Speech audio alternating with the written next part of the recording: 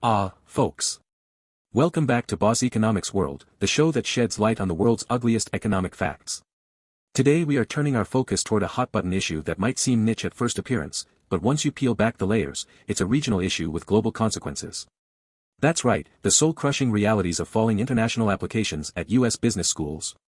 While some financial experts are still hypnotized by market trends and all those cushy predictions, we're here to break down why fewer international students enrolling in top MBA programs could have massive ripple effects no one's talking loudly enough about. Grab those headphones, because what I'm about to dissect shows just how confusing, yes confusing, and pretty shady these economic policies have become.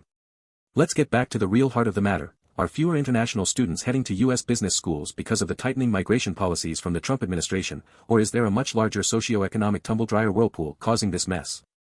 What the headlines don't tell you is this: while schools are adjusting their international numbers, and recruiters shuffle papers with expressions that read, "We're figuring it out," international students might just stop coming because work post-graduation is getting nearly impossible without navigating red tape that would make Houdini whimper. Now, consolidated into one neat line, the drop in foreign students at U.S. business schools is a direct reflection and haunting forewarning of a larger slow-motion train wreck of U.S. economic policy that's screwing itself out of future talent. And the economic fallout's gonna be brutal, folks. But first, let's hack away at this bureaucratic idiocy section by section, so we can truly unpack what's going on here. It's true, U.S. business schools maintain their lustful pull globally, at least for the moment.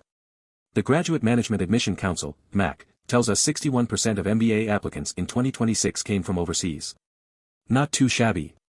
This sounds reassuring on the surface, right? You get that large, diverse pool of talent, and business schools like Georgetown's McDonough are still purposely admitting upwards of 59% international students. However, once you take a microscopic look at things, 20 of the top 30 schools in the U.S. downright shrunk their international intakes as of last fall. Oof. Georgia Tech's Scheller College makes the biggest loser list, recording over a 30% drop in international students. So, education stakeholders trotted out some managerial euphemisms, terms like right-sizing, calibration, and adjusting to market shifts. Read, they're scared out of their wits, they're tailoring admission strategies based on fear of the employment environment post-graduation. The reasons behind this are simple: international students can't find work as easily anymore in the flailing U.S. job market, thanks in no small part to increasingly restrictive temporary work visas, especially H-1B visas, the lifeblood of so many foreign MBAs wanting to anchor after-school careers on U.S. soil. But the other shoe drops: U.S. MBA programs that have gotten fat and happy, using international students to fill gaps as domestic interest wanes, might now just be reversing course. They're doing this quietly, hoping no one notices because they couldn't possibly face up to the long-term strategic disaster they're sleepwalking into. Here's where the foolish contradiction gets deep and scary. Part of what MBA programs are selling to students, foreign and domestic alike, is prestige, shiny job placement data, the promise of the American dream wearing a Gucci suit. Without tangible career outcomes, a school's viability tanks. So overseas students, which typically don't have many employment guarantees attached to them, and often need companies to sponsor their post-graduation visas, need to be extra careful about where they're getting an MBA from.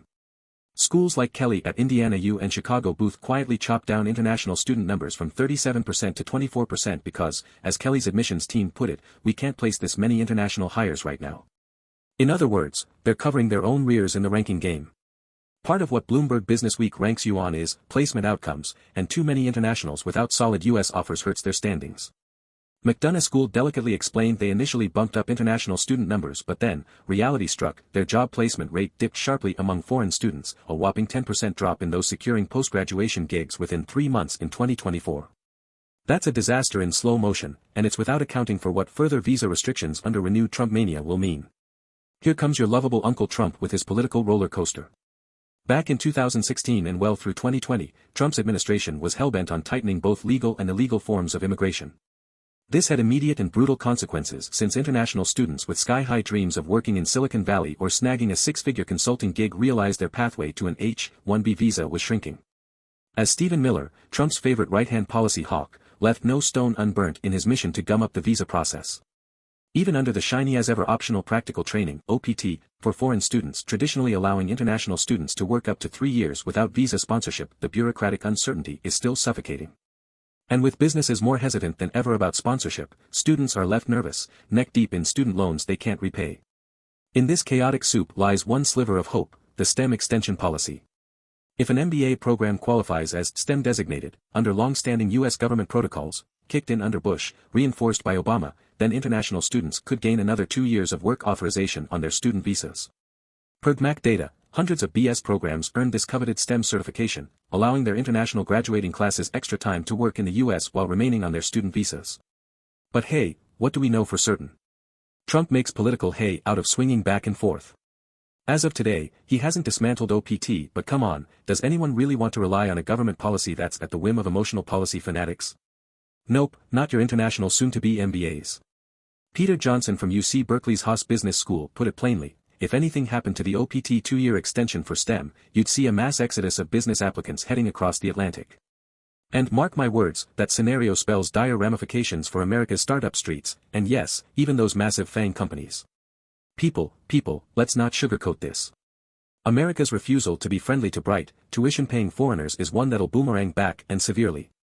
Look at the global rankings of MBA powerhouses that sit pretty, such as INSEAD and the London Business School, LBS, they're already salivating as they anticipate receiving bright, mobile minds formerly heading for Stanford, MIT, or Columbia.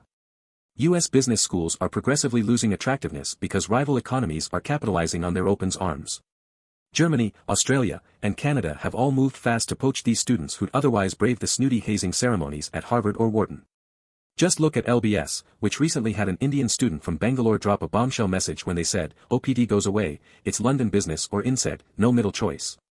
And here's where it gets crazy, these competitors are setting policies that benefit long-term international hires by extending permanent work opportunities, visa facilitation that one-ups the US, and even more relaxed commercial labor markets. Oh, and if you thought China wasn't watching, guess again, as the tiger economies of Asia are re-engineering full-speed STEM-targeted MBA innovation hubs designed to attract the global elite. Why might that matter? Because a recovering but restrictive US cannot discern and politely dismiss international leaders without seeing gaps in innovation, R&D, and overall competitiveness. We know that business schools, particularly elite schools, love their million-dollar checkups and hefty alumni donations. Attracting the world's wealthy isn't just about education anymore, it's about networking and financial relationships that last 30 years down the line. Foreign students in full-time MBAs don't just spend on tuition, which, hey, inflation ain't sparing, they end up contributing more than any other group when you factor in post-graduation salary successes, donations, and investment cycles once they stabilize in their careers. Now, if U.S. policies push international students away, the annual hits to federal and state tax revenues become stark losses in the long run.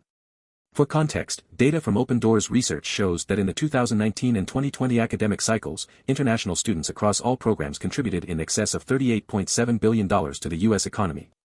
So, pause for a second and contemplate the insanity of letting that drop further as borders close. In the end, it'll be homegrown entrepreneurial ecosystems, universities, and the nation's biggest companies that will collectively lose out.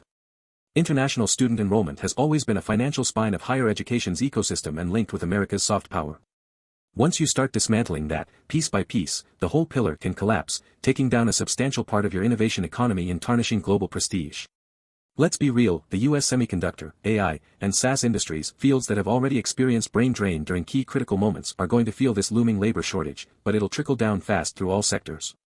Folks, call it what you want, but what we are seeing is deliberate incompetence from those in power, a national political leadership completely naive about what it takes to grow and maintain a dominant economy boasting international talent.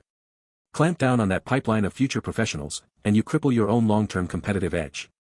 So, MBAs might seem like just an educational uproar, but it's just one microcosm of a catastrophe waiting to sweep across casual labor markets, high-stakes tech warfare, and even cultural ecosystems that can barely remain afloat amid waves of populist excuses. What do we need? Solutions. Auspicious leadership with longer-term vision. But hey, this is Boss Economics World, where we peel away illusions. China and Europe are just laughing at us now. Cheers to all nations willing to pick up where the US policies fractured itself.